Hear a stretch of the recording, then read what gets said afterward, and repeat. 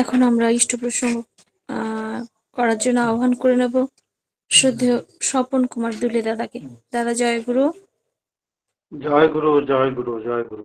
40 minute বলুন, 40 minute বলুন, 9টা 10 পর্যন্ত বলুন। আচ্ছা,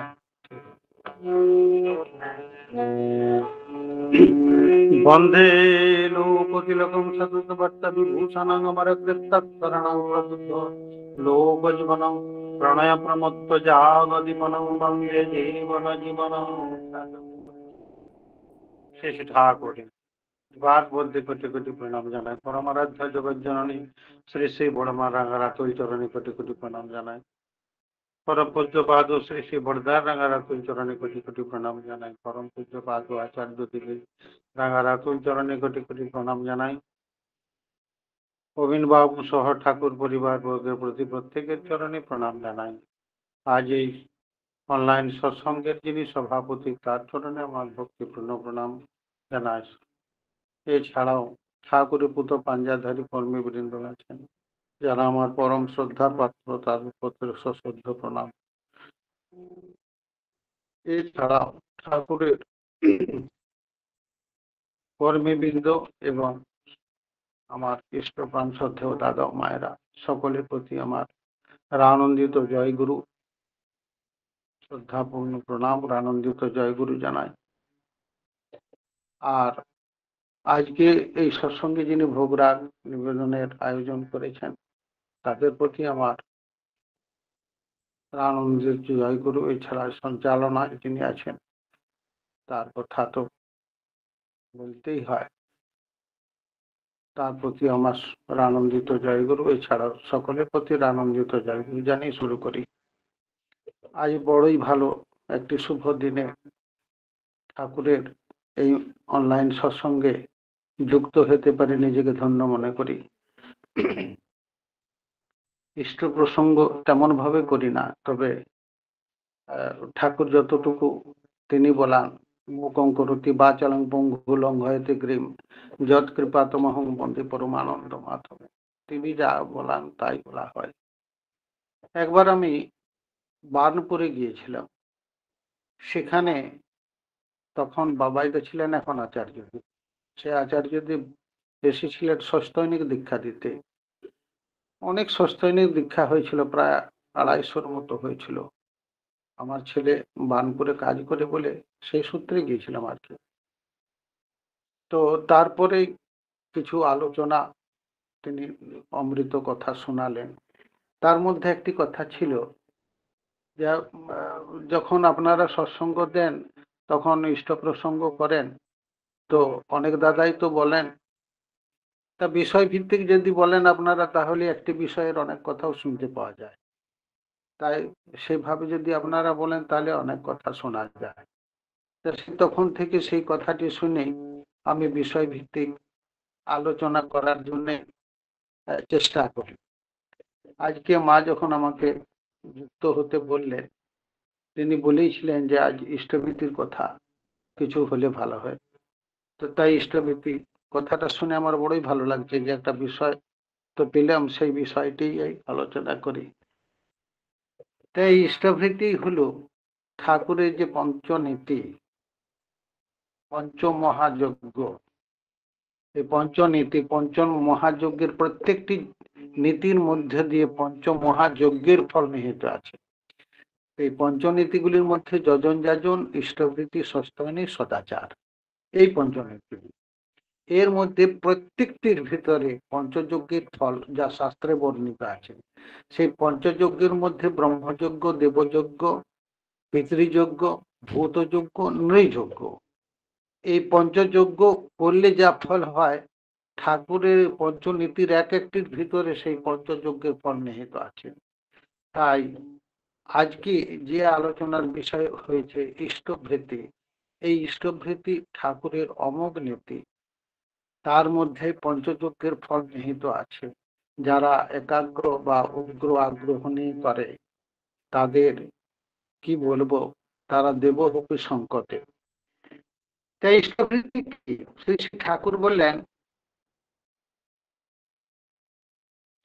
তিনি আমার বললেন সৎসঙ্গের যে কোনো পঞ্চযজ্ঞের ফল যেহেতু এই যজন যাজন ইষ্টভৃতি, সেই ইষ্টভৃতি কি জিনিস? না, ইষ্টভৃতি মানে হচ্ছে সাংসারিক কোনো কর্মে হস্তক্ষেপ করার পূর্বেই ইষ্ট পোষণার্থক সংগ্রহ ও সংরক্ষণ পূর্বক অন্তত পক্ষে নিজের আহার্য পরিমিত ভোজ্য নিবেদন করা। বাবা, ইষ্টভৃতি মানে হচ্ছে সাংসারিক কোনো কর্মে হস্তক্ষেপ করার পূর্বে ইষ্ট পোষণার্থ সংগ্রহ ও সংরক্ষণ পূর্বক অন্ততপক্ষে নিজের আহার্য পরিমিত ভোজ্য নিবেদন করা। ভোজ্যটা বা পয়সাটা ইষ্টভৃতির মূল কথা নয়। এর মূল কথা হলো ইষ্টকে দেওয়ার আবেগ। তাকে না দিয়ে আমার ভালো বা না দিয়ে না খাওয়িয়ে আমার ভালো লাগে না, তাই সর্বাগ্রে আমার তার সেবার আয়োজন করা। তিনি আমার বললেন এই ইষ্টভৃতি নিয়ে অনুশ্রুতিতে বললেন, আত্মরক্ষার উপকরণে ইষ্টভৃতি করতে হয়, কর্মশক্তির যায় সমাহার, তারে তো কয়ে পুরুষাকার, পুরুষাকারে দৈব যোজন, তারে ইষ্টভৃতি কয়ে আত্মরক্ষার। হোসনা যোগী হোসনা ধ্যানে, গোসাই গোবিন্দ যাই না হোস, যজন যাজন ইষ্টভৃতি না করিলে তুই কিছুই নস। ইষ্টভৃতি জীবন যোগ্য অপ্রত্যাশী হয়ে যেমন করো, তাতেই উচ্ছল প্রেরণা দিয়ে সে করে পূর্ণ করো। ইষ্টার্ঘতা আগে দেবী, পিতা মাতার ভরণ পোষণ করে পরে করবি, কিন্তু পরিবারের পরিপালন ওই চলনে চলে যদি ফতুর হয়ে চলতে হয়, সে নিঃস্বতাও এনে থাকে সর্বাঙ্গীন উপচয়। পরখ করতে যাস নে, ওগো পরখ করতে যাস নে, কিন্তু আপনি পাবি পরিচয়। স্থানুকৃতি সম্বেগ বর্ধনাকে কেমন বয়, তাই আত্মরক্ষার উপকরণে মঙ্গল যাগের প্রাণ প্রতিষ্ঠা ইষ্টভৃতি ঠিক জানেন। ইষ্টভৃতি সন্দীপনা সব ব্যাপারে ঠিক রাখি, ভিক্ষা করেও ইষ্টভৃতি করলে আর্য ছেলে, অযু তীর্থ পর্যটনের ফল তাহাতে মেলে।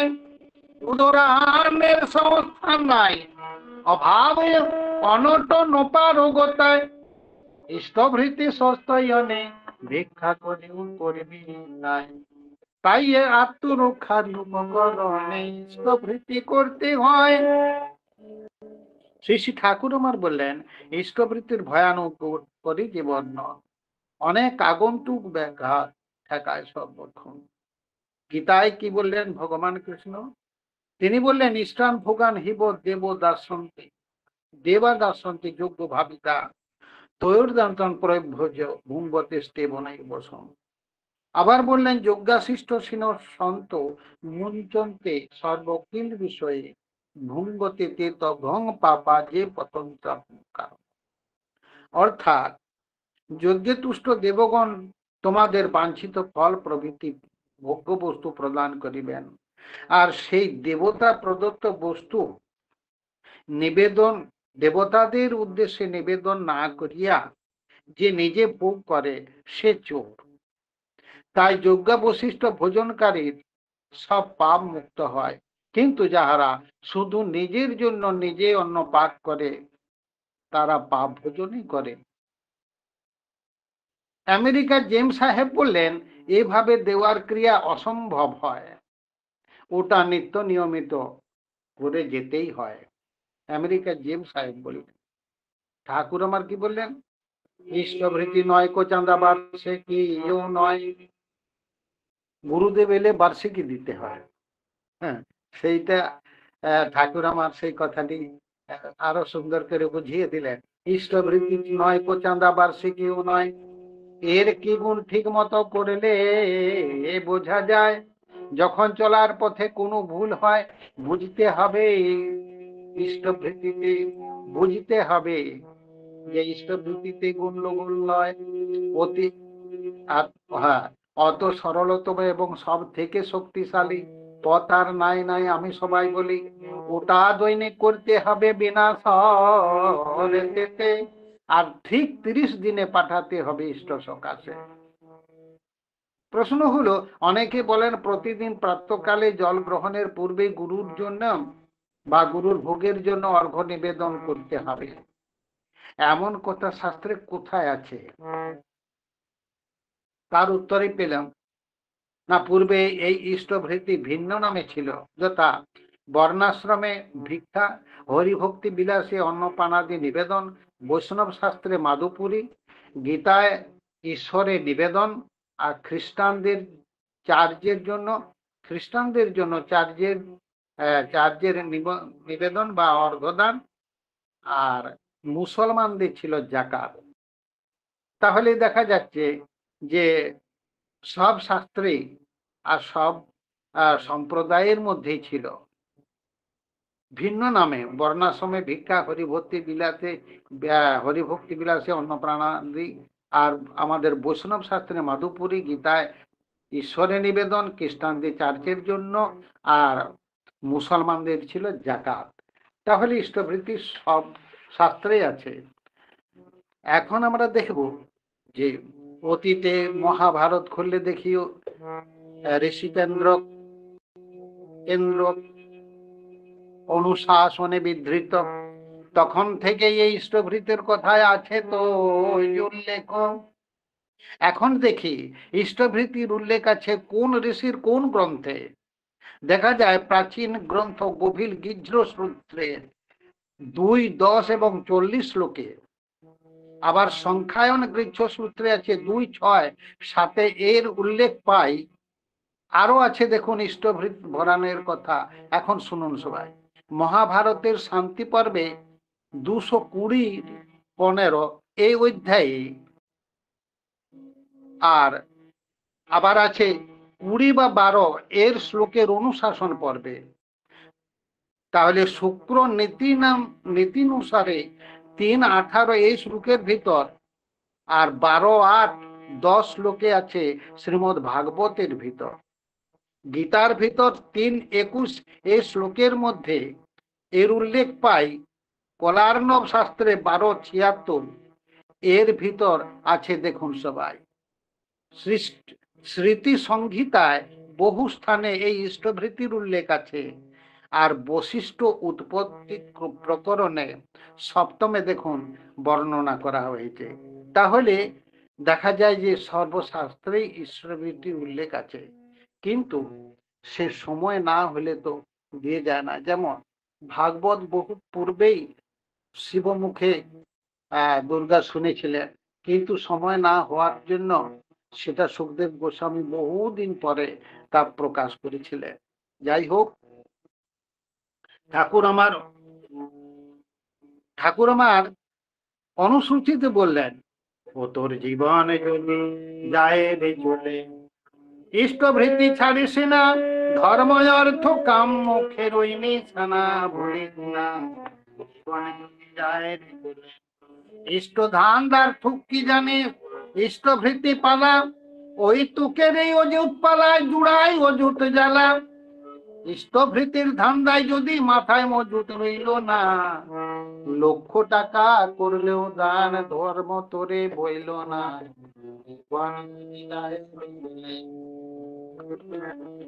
দীক্ষা নিলে জানিস মনে ইষ্টভৃতি করতেই হয়, ইষ্টভৃতি বিহীন দীক্ষা প্রভু কি রে চেতন রহে।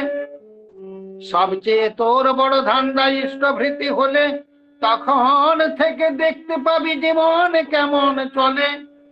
ইষ্টভৃতি ইষ্টকেই দিস, করিস না তাই বঞ্চনা, অন্যকে তা দিলিস জানিস আসবে বিপদ বঞ্চনা, জীবন চলে।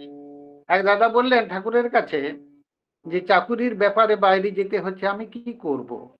ঠাকুর আমার তার উত্তর বললেন, যেখানেতে যেতে হবে সেইখানেতে যাবেন, নাম আর ইষ্টভৃতি দুইই ঠিক রাখবেন। ইষ্টভৃতির মতো মাল আর না হয় কখন, কাটায় কাটায় করিবেন নিজ খাওয়ার মতন, ঠিক মাসান্তে পাঠাবেন ইষ্ট সকাশে, এর কোনো অন্তরায় যেন নাহি যাচ্ছে। এই ইষ্টভৃতি নিয়ে কত যে আমার হয়েছে পরীক্ষা নিরীক্ষা ঠিক নাই তার। কলকাতায় বোমা ফাটলো, দাঙ্গা বড় হলো, ইষ্টভৃতি করা সৎসঙ্গী অক্ষতই তো ছিল। অবশ্য মরব না, হবে না কিছু, এই কামনা করে কোনো কিছু না করাই ভালো বল। তিনি বলেন বারে বারে, আমি করে যাব মনে করে আমার ইষ্ট। তিনি বললেন, তুমি খাওয়াও আর খেয়ে হও তৃপ্ত।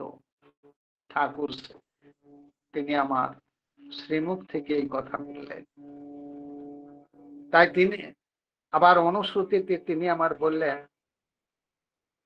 যতই আসুক আপদ বিপদ যেমনই হোক প্রাণ, ইষ্টভৃতি আনে আনে সবার পরিত্রাণ। ইষ্টভৃতি আনে আনে সবার পরিত্রাণ। ধ্যান জপ মনে মনে সেবায় মুখে যাজন, যাই করিস না করিস রে তুই ইষ্টভৃতি পালন। দুঃখ দৈন আপদ, দুঃখ দৈন আপদ বা দুঃখ দৈন আপদ বিপদ যখনই যা আসুক, দেখিস কেমন যাবে উবে যতই যাই না থাকুক। লাখ চাহিদার খোরাক যোগা সই দশাতে নিত্যদিন, পেষ্ট দিতে থমকে গেলি দেওয়ার ভক্তরি শিষ্টাচার সদ্দীপনা ইষ্টভৃতি যারাই করে, নিষ্পাদনে তৎপরতায় তারাই কিন্তু ক্রমে বাড়ে। জীবন যজ্ঞের প্রথম অর্ঘ ইষ্টভৃতি ঠিক জানিস, জীবন যজ্ঞ প্রথম অর্ঘ ইষ্টভৃতি ঠিক জানে। অস্খলিত আনুগত্য উচ্ছল প্রাণে নিত্য সাধিস, শত স্বেচ্ছ ইষ্টভৃতির অপ্রত্যাশী উদযাপন। পরিজি দীপী সৃষ্ট কৃতি এনেই থাকে উন্নয়ন, তাই জীবনে যায় চলে। ইষ্টভৃতি ছাড়িস না, ধর্ম অর্থ কাম মুক্তি ওই নেই সানা বলিস নাই, জীবন যদি যায় চলে। একজন দাদা বললেন, আমি ইষ্টভৃতি করি। এই ইষ্টভৃতি নিয়ে নানা লোক নানা ভাবে ঠাট্টা করে। হ্যাঁ, ঠাকুর সুন্দর করে বললেন, আমি খাই আর আমি পায়খানায় যাই, এসব জিনিস নিয়ে মানুষ যদি প্রচার করে তাহলে তো সে জীবন ধারণের উপযোগী যা তাই প্রচার করছে। আর এই রকম করতে করতে তারা বুঝতে পেরে বলে ওঠে, ও বুড়ো যা বলেছিল তা ঠিকই বলেছিল। বাবা, সুন্দর কথা। আমি খাই, আমি পায়খানায় যাই, এই জিনিস নিয়ে মানুষ যদি প্রচার করে তাহলে তো সে জীবন ধারণের উপযোগী যা তাই প্রচার করছে। আর এই রকম করতে করতে তারা বুঝতে পেরে বলে ওঠে, বুড়ো যা বলেছিল ঠিকই বলেছিল। তিনি আমার অনুশ্রুতিতে বললেন, তাই ভরণ পূরণ আবেগ তোমার খরস্রোতা যেমন হবে, কৃতি কুশল তৎপরতা অন্তরেতে তেমনি। ভরণ পূরণ আবেগ তোমার আগ্রহ মধির ভাব দীপনা, যারা ইষ্ট বৃদ্ধি করে অপ্রত্যাশী এমন ভৃতি সচ্চলনা তাকেই ধরে। প্রত্যাশাহীন ইষ্টভৃতি জীবন যজ্ঞের প্রথম হোম, সেই রাগেতে চলিস ফিরিস তার নির্দেশে রেখে দম। স্বার্থলোলুপ বুদ্ধি করে, স্বার্থলোলুপ বুদ্ধি করে ইষ্টভৃতির আচরণে ওই স্বার্থই বাধা হয়ে কৃতি আবেগ কমায় প্রাণে। ভরণ পূরণ আবেগ তোমার খরস্রোতা, ইষ্টভৃতি ভোজ্য রীতি অনুকম্পে জুটে যাক, বিনিময়ে ভোজ্য মিলে এমনি দিয়ে রাখিস তা। নিষ্ঠা সম্বেগ সন্দীপনায় ইষ্টভৃতি ঘুমানোর, নিষ্ঠা সম্বেগ সন্দীপনায় ইষ্টভৃতি হুমানোর, জীবন আবেগ ঊর্জি দীপ্ত করে রাখে সৎসবল। যজন যাজন ইষ্টভৃতি তিনটি আয়ু দিলয়ে, চললে চল রে চলে আর ছেলে জীবন। তাই ভর তোমার এখন প্রশ্ন হলো যে কখন ইষ্টবৃদ্ধি করা ভালো? সুন্দর প্রশ্ন। ঠাকুর বললেন অতি প্রত্যুষে, প্রত্যহ ইষ্টবৃদ্ধি করো অতি প্রত্যুষে, বিনা শর্তেই। এখন সেই কথা শুনে দাদা বললেন অতি প্রত্যুষে বলতে সূর্যোদয়ের পূর্বেই? ঠাকুর বললেন হ্যাঁ, সেই জন্যই অতি প্রত্যুষে বলেছি। অনেকেই উষা পান করেন, তাই ইষ্টবৃদ্ধি করাই ভালো। ইষ্টবৃদ্ধি করে ফেললে মানুষ অনেকখানি জীবন শক্তিতে সমৃদ্ধ হয়ে ওঠে। ঠাকুর আরো বললেন ইষ্টবৃত্তির ফল অশেষ। ইষ্টবৃত্তি যারা উদ্গ আগ্রহ নিয়ে করে এমন এমন কামই নেই যে তারা করতে পারেন। অবশ্য সম্ভাব্যতার ভিতর হলে তাহলে সব কামই তারা করতে পারে যদি ইষ্টবৃত্তিটা ঠিক থাকে। একজন দাদা বললেন হ্যাঁ জানার জন্য, তিনি আমরা বললেন যে অনেকদিন বেকার হয়ে আছি, আমি কি করব? এই এই প্রশ্নটার উত্তর সকলেরই শোনা বা মনে রাখা ভালো। দাদা বললেন অনেকদিন বেকার হয়ে আছে, আমি কি করব? ঠাকুর আমার তাঁর মুখে বললেন 1 মাস নিজে উপায় করে ইষ্টবৃদ্ধি করো, তখন পথ ঠিক পাবে।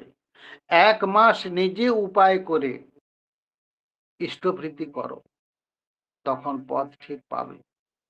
ইন্দ্রজিৎ ছিল অজেয়, তার মূলে ছিল নিকুম্ভিলা যজ্ঞ, কিন্তু যেদিনে সেই যজ্ঞ ব্যাঘাত ঘটল সেই দিনে তার বিনাশ সম্ভব হলো। তাই ঠাকুর আমার সুন্দর করে বললেন কখন ইষ্টবৃদ্ধি করবে জানো? ওই রাগের অনুরাগে ওরে শিষ্ট ভেঙে যায়, ওর অনুসার আগে করিস, ওর অনুসার আগে করিস রাত্রি শয্যার সকল ত্যাগ। ওই রাগের অনুরাগে ওরে শিষ্ট দেবতা ইষ্ট শ্রেয়জনে অপ্রত্যাশিত অবদান, প্রার্থনাকে সতেজ করে কৃতিদীপ্ত করে প্রাণ। অনুশ্রুতির কথা, দেবতা ইষ্ট শ্রেয়জনে অপ্রত্যাশিত অবদান, প্রার্থনাকে সতেজ করে কৃতিদীপ্ত করে প্রাণ। রাতে ঘুমিয়ে যখনই উঠিস আরাধনা করে তখন ইষ্টভৃতির অর্ঘ দিয়ে করিস যোগ্য সংসাধন। রাতে ঘুমিয়ে যখন উঠিস আরাধনা করে তখন কেমন করে ইষ্টভৃতিটা হচ্ছে দেখুন। ইষ্টভৃতির অর্ঘ দিয়ে করিস যোগ্য সংসাধন, ইষ্ট আচার্য পৃষ্ঠ তোমার সৎকৃতি ফল দেওয়ার আবেগ বাড়ায়, কিন্তু বাস্তবতায় নিষ্পাদনী কৃতি সঙ্গে বৈরাগের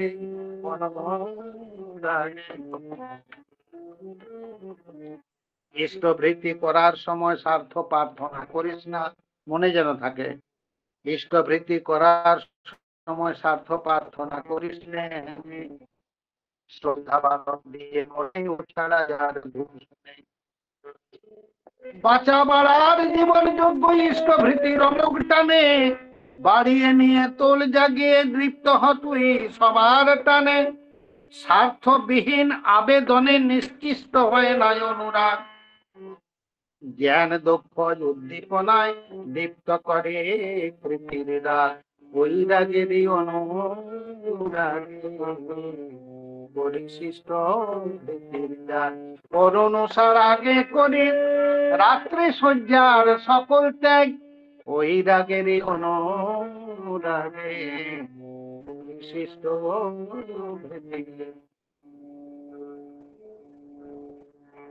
একজন দাদা বললেন আমি ইষ্টবৃত্তি করি, দৈনিকই করি, কিন্তু ঠিক 30 দিনের দিনে পাঠানো হয় না, যেটা আমাদের মধ্যে অনেকেরই ওই অভ্যাসটা রয়ে গেছে। কাটিয়ে ওঠা দরকার। তা দাদা বললে 30 দিনের দিনে পাঠানোটা হয় না। ঠাকুর বললেন তাহলে ওই জায়গায় তোমার গন্ডগোল আসার পথ খোলা থাকে। আর মাথায় ওস ব্যাপারগুলিরও ঠিক নিয়ন্ত্রণ ঠিকভাবে হয় না বা ঠিক মতো হয় না। সুন্দর কথা। তাহলে ওই জায়গায় তোমার গন্ডগোল আসার পথ খোলা থাকে। আর মাথায় ও ব্যাপারগুলিরও নিয়ন্ত্রণ ঠিক মতো হয় না। ঠাকুর বললেন আমার বাবা বসে আছেন দূরে, আমি যদি 30 দিনের দিনে না পাঠাই তাহলে তিনি না খেয়ে থাকবেন, এই রকম চিন্তাটি করে নিলেই হয়, তাহলে নিশ্চয়ই হয়তো করা যাবে। তিনি আমার অনুশ্রুতিতে সুন্দর করে বললেন, দিন গুজরানি আয় থেকে কর ইষ্টভৃতির আহরণ, জল গ্রহণের পূর্বেই তা করিস ইষ্টে নিবেদন, নিত্য এমনি নিয়মিত যেমন পারিস করেই যা, মাসটি যবে শেষ হয়ে যায় ইষ্ট স্থানে পাঠাস্তা, ইষ্ট স্থানে পাঠিয়ে দিয়ে আরো দুটি ভুজি রাখিস, গুরু ভাই বা গুরুজনের দুইজনাকে সেই দুটি দিস, পাড়া পড়শি সেবার কাছে রাখিস কিন্তু কিছু আরো উপযুক্ত আপদগ্রস্তে দিতে হবে যেটুকু পারো, সবগুলির আচরণে ইষ্টভৃতি নিখুঁত হয়, এ না করে ইষ্টভৃতি জানিস কিন্তু পূর্ণ নয়। কথাটা ঠাকুরের অনুস্মৃতিতে আছে। কি বললেন আরেকবার শুনুন, ভালো কথা।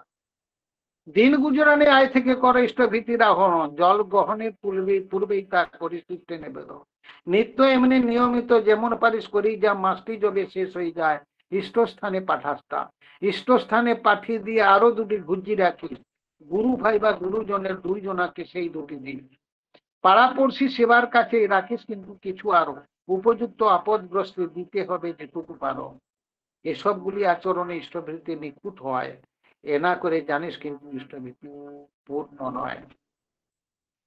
তাই এই বাণীটি রেখে আর ওই সকল কর্মগুলি যদি ঠিক ঠিক করে আমরা ইষ্টভৃতি করি অবশ্যই আমরা ভালো ফল পাবো।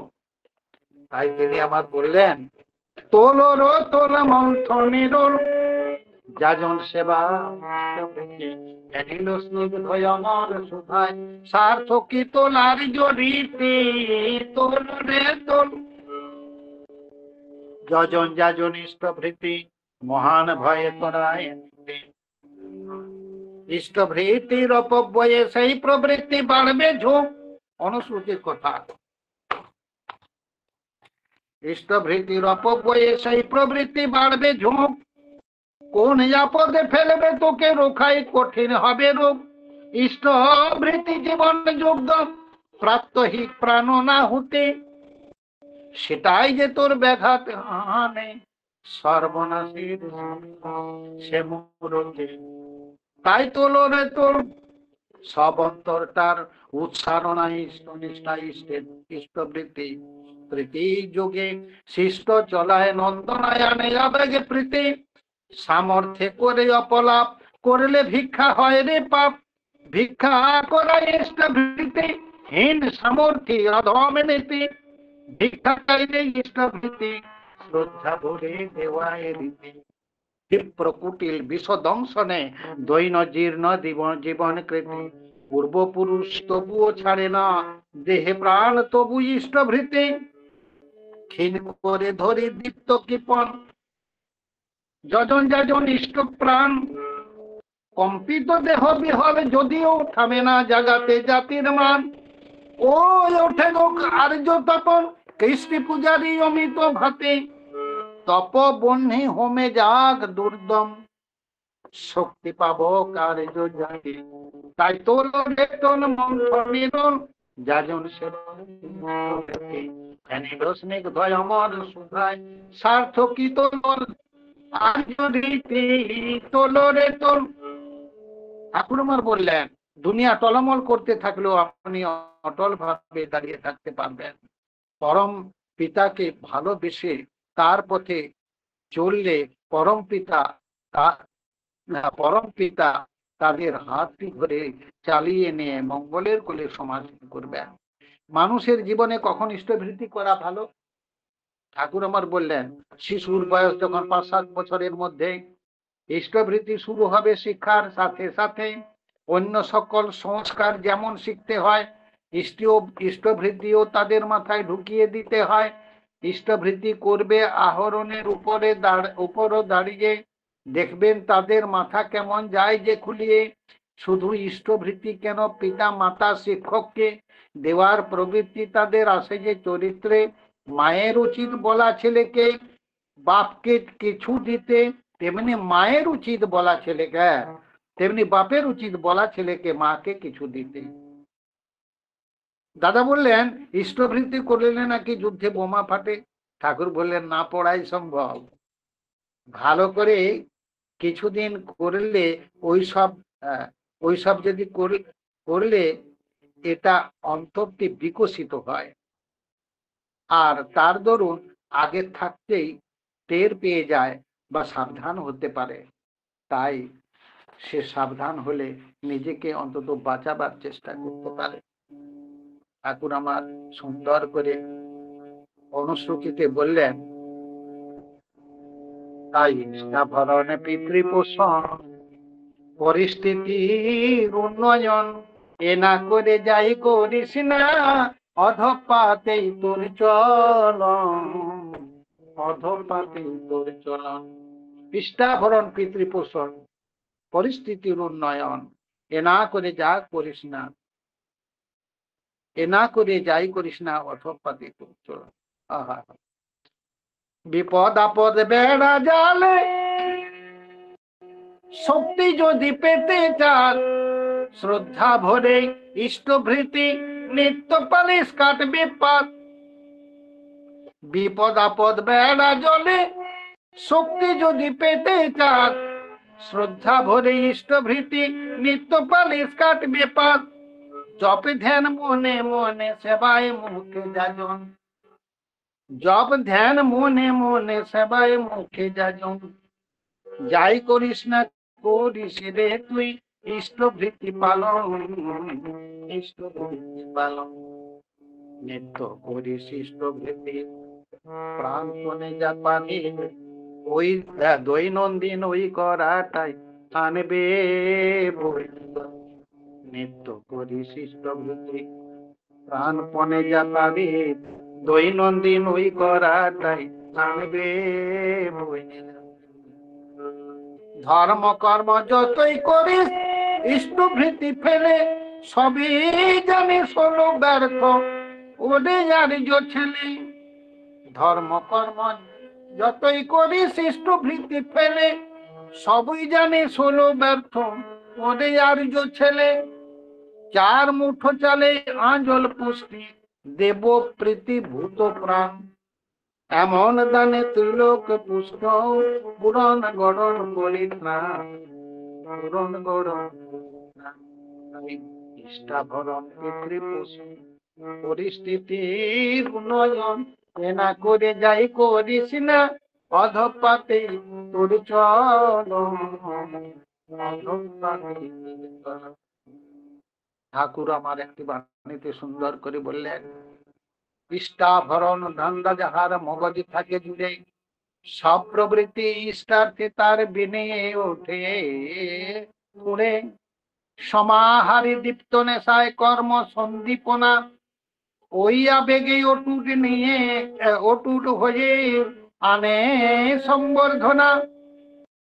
স্থবির স্নায়ুর সস্ত টানে চলত স্নায়ুর গতি, সংবেদনার সংক্রমণে দেয় সারায়। আত্ম ভরি দরিদ্রতায় অলস্থন কুমান, অমনি নেশার প্রমোদ করছে লভে তেমনি ত্রাণ।